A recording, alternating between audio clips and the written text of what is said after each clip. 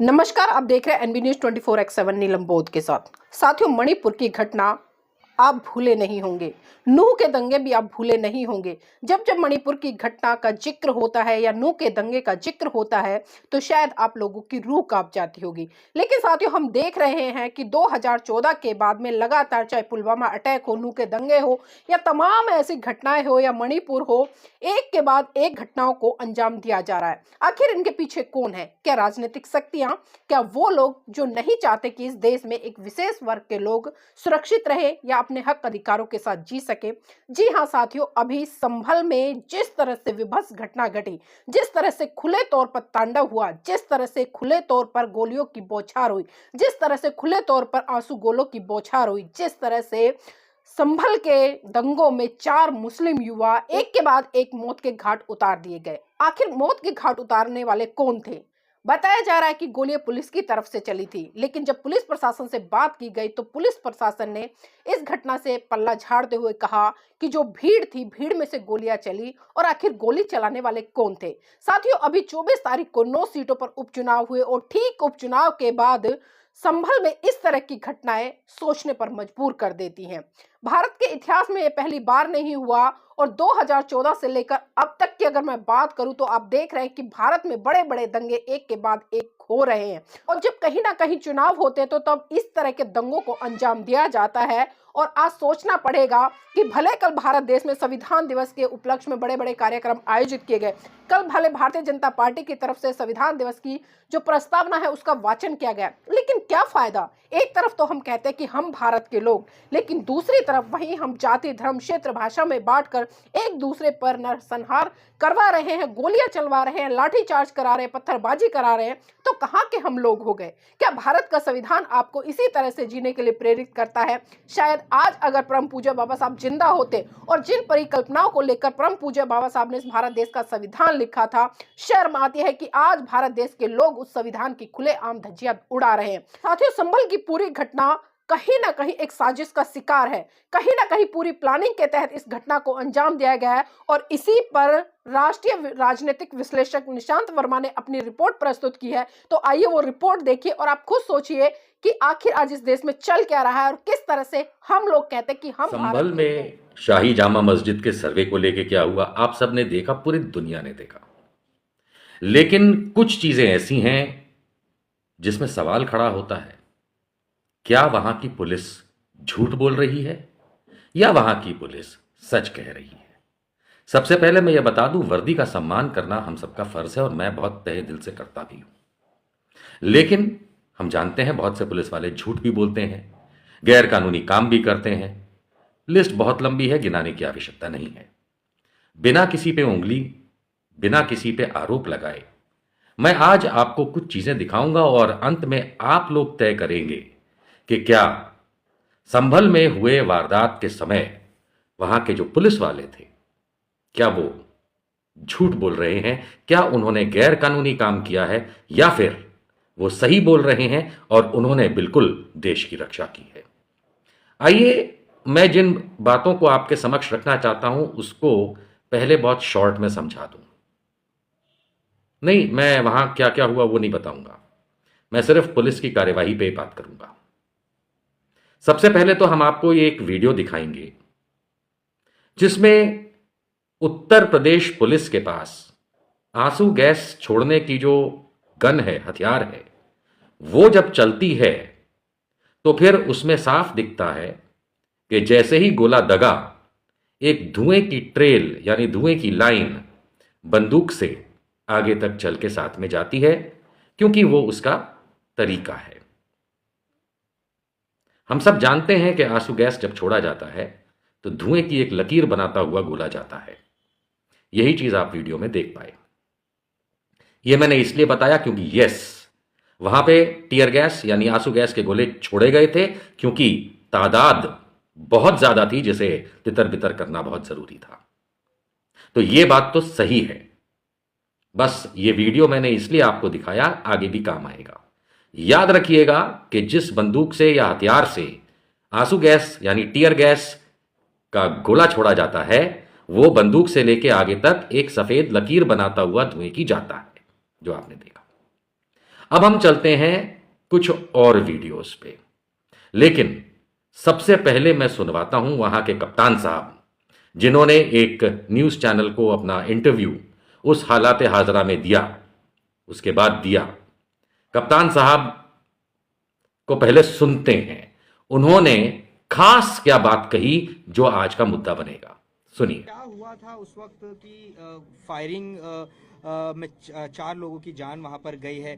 कह रहे हैं कि ये पुलिस की फायरिंग से उनकी मौत हुई है, क्या ऐसा है? पुलिस ने उस तरह से कोई फायरिंग की नहीं। यदि करती पुलिस पिछले 5 घंटे तक पत्थर खाती रही। जी हां, इन्होंने बहुत सावधानी पूर्वक तौल मोल के एक बात कही। उन्होंने कहा कि इस तरह से बंदूक नहीं चलाई गई या गोलियां नहीं चलाई गई कि किसी को मारा जाए। उस वक्त की ठीक है, आपने ध्यान से सुना इनको।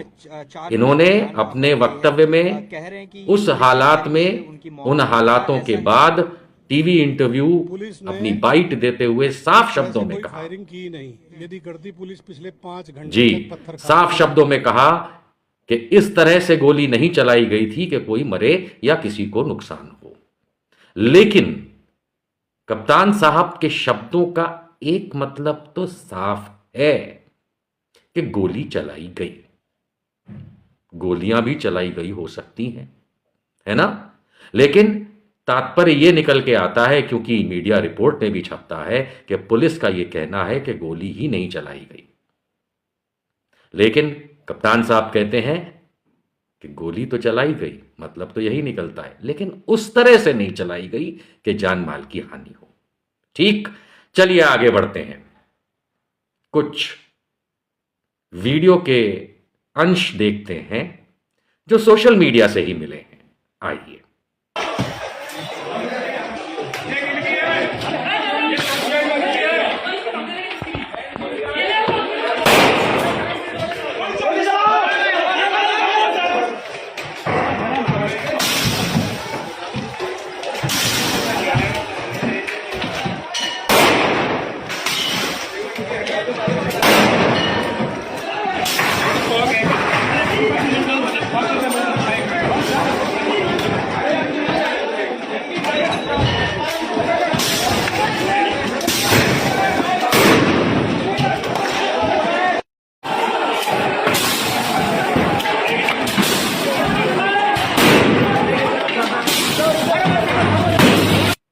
तो हम ये समझने की कोशिश करेंगे, नहीं हम नहीं करेंगे, क्योंकि प्रत्यक्ष दिख रहा है कि पुलिस वाले अलग अलग प्रकार के हथियारों से, बंदूकों से, अलग अलग प्रकार, छोटी पिस्टल, लंबी बंदूक, इनसे गोलियां चला रहे हैं। ये वीडियो संभल के उस समय का है जब वहां दंगा फसाद चल रहा था और पुलिस हालात को कंट्रोल करने के लिए तत्पर थी। और यह साफ दिख रहा है कि यहां पे गोलियां चलाई गईं। किसी ने पिस्तौल से चलाई, किसी ने बंदूक से चलाई। और इसी वीडियो को अगर आप ध्यान से देखते रहेंगे तो साफ दिखेगा कि किसी ने आंसू गैस की भी चलाई, क्योंकि उस जगह धुआं धुआं धुआं हुआ थोड़ा सा। तो अलग अलग प्रकार के हथियारों का इस्तेमाल हुआ। पिस्तौल, जिसे रिवॉल्वर भी कहा जा सकता है, जो हाथ में पकड़ के छोटी होती है, लंबी बंदूकें अलग अलग प्रकार की आपने देखी, और अलग अलग जगह से फायरिंग। कोई वहां बैरिकेड के नजदीक से बार बार फायर करते हुए, कोई पीछे से फायर करते हुए, और कोई अपने हाथ में खड़े होके अपने तरीके से निशाने लगा करके, यानी कि बंदूकें चली, गोलियां चली। ठीक, अब मैं ये बात क्यों कह रहा हूं? क्योंकि पहले कप्तान साहब को आप सुन चुके हैं कि गोलियां तो चली, लेकिन उस तरह से नहीं कि किसी को जान से मारा जाए। ठीक, अब आपने ये भी देखा कि जिस तरह से ये गोलियां चली। अब हम इससे भी 2 कदम आगे चलते हैं। अब हम एसपी साहब को सुनते हैं। जी, एसपी साहब जो हैं, अब हम उनको सुनेंगे, बिश्नोई साहब को, कि उन्होंने 1-2 दिन के बाद अपनी जो बात टीवी मीडिया में इस समय के हालात को लेकर के कही, जो लेटेस्ट है, सुनिए। संभल में हुए उपद्रव के मामले में अब धीरे धीरे चीजें सामान्य हो चल रही हैं, जैसा कि अधिकारियों का यह दावा है। इन सबके बीच एसपी हमारे साथ खुद मौजूद हैं। सर, यह भी सच है कि जिस समय ये कार्रवाई चल रही थी ना उस समय डीएम महोदय से बंदूक चलाने का या गोली चलाने का इस तरीके का कोई आदेश लिया गया था। नॉन लीथल वेपन यूज करने का आदेश लिया गया था और वो नॉन लीथल वेपन ही यूज किए गए हैं। इस सारी घटनाओं का मैजिस्ट्रियल इंक्वायरी का आदेश भी डीएम महोदय द्वारा 7 दिन में समाप्त करने के लिए उनको दिया गया है। ये कार्रवाई चल रही थी ना उस समय डीएम महोदय से बंदूक चलाने का या गोली चलाने का इस तरीके का कोई आदेश लिया गया था। नॉन लीथल वेपन यूज करने का आदेश लिया गया था और वो नॉन लीथल वेपन ही यूज किए गए हैं। इस सारी घटना कार्रवाई चल रही थी ना उस समय डीएम महोदय से बंदूक चलाने का या गोली चलाने का इस तरीके का कोई आदेश लिया गया था। नॉन लीथल वेपन यूज करने का आदेश लिया गया था और वो नॉन लीथल वेपन ही यूज किए गए हैं। इस अंश साफ होता है, बिल्कुल साफ होता है कि एसपी साहब ये बता रहे हैं पूरी जनता को, उत्तर प्रदेश को और दुनिया को कि कलेक्टर यानी डीएम साहब ने किस प्रकार के हथियारों के इस्तेमाल का आदेश दिया था। नॉन फेटल। नॉन फेटल मतलब जिससे जान माल की हानि नहीं होनी चाहिए, है ना। अब नॉन फेटल में तो लाठी डंडा होता है, घूंसा लात हाथ पैर होता है, ये नॉन फेटल होता है। मैं उत्तर प्रदेश पुलिस की वो बंदूक देखना चाहूंगा जो नॉन फेटल कैटेगरी में आती हो, जो पिस्तौल हो, रिवॉल्वर हो, बंदूक अलग प्रकार की हो। क्या उत्तर प्रदेश पुलिस हम और आपको ये दिखा सकती है कि कौन सी ऐसी बंदूक उनके पास है जो चलाने का आदेश मिले जो नॉन फेटल हो, जिससे किसी की जान ना जाए। ऐसी कोई तो बंदूक होगी, कोई बंदूक नहीं होती है जो नॉन फेटल ना हो। तो अब हम ये समझने की कोशिश बिल्कुल भी नहीं करेंगे कि कप्तान साहब झूठ क्यों बोल रहे हैं, मीडिया झूठ क्यों बोल रहा है उनकी तरफ से उनकी बातें कहते हुए कि भाई बंदूक तो चली ही नहीं, गोली तो चली ही नहीं। और कप्तान साहब कहते हैं कि चली तो थी लेकिन जान से मारने के लिए निशाना लेके इत्यादि नहीं चली थी। और एसपी साहब कहते हैं ऐसे हल्के हथियारों का कहा गया था जो नॉन फेटल हो और बंदूकें हमेशा फेटल होती हैं। ये विरोधाभास जो है ये पुलिस की कथनी में अपने आप दिख रहा है और करनी में तो दिख ही रहा था। अब मैं आप लोगों पे छोड़ता हूं कि ये पुलिस के कप्तान साहब, एसपी साहब, होम मिनिस्टर उत्तर प्रदेश जो कि खुद योगी आदित्यनाथ हैं, क्या इन लोगों पे कोई कड़ी कार्यवाही इस झूठ को समझते हुए करनी चाहिए कि नहीं चाहिए, करी जा सकती है या जा सकती नहीं जा सकती। ये सब मेरा काम नहीं है, ये सब कानून का काम है, हाई कोर्ट्स का काम है, प्रधानमंत्री का काम है, राष्ट्रपति का काम है, आनंदीबेन पटेल गवर्नर जी का काम है, अगर वो कर पाए तो। क्योंकि कप्तान साहब झूठ बोल रहे हैं, ये तो एसपी साहब साबित कर रहे हैं। बंदूकें चली, लोगों की जान गई, इसकी कलेक्टर साहब ने परमिशन नहीं दी थी। उत्तर प्रदेश में कहा जाता है कि पिछले 7 साल से राम राज्य चल रहा है, योगी जी की सरकार है। हर रोज क्या क्या सुनने देखने को मिलता है बताने की आवश्यकता नहीं। यह भी कहा जाता है कि योगी राज से पहले यहां उत्तर प्रदेश की बात हो तो कहा जाता है कि वहां गुंडा राज था। क्या अब हम ये कह सकते हैं इन 7 सालों में अनेकों उदाहरण देखने के बाद कि अब शायद गुंडा राज बदल करके इसे सरकारी गुंडा राज कहा जाए तो क्या गलत होगा? क्या मेरी गिरफ्तारी होगी? क्या पुलिस और कलेक्टर ये आपस में तब तक नेताओं के तलवे चाटते रहेंगे झूठ बोल बोल के जब तक इन लोगों पे सरकार बदलने के बाद कार्यवाही ना हो? आज हमारे देश का 75वां संविधान दिवस है। आज से ठीक 75 वर्ष पहले भारत की संसद, जब उस समय कॉन्स्टिट्यूएंट असेंबली कहलाती थी, आजाद भारत ने अपने इस संविधान को अपनाया था, अडॉप्ट किया था। और ये संविधान का मर्डर करती योगी राज सरकार है और आप लोग होने देते हैं।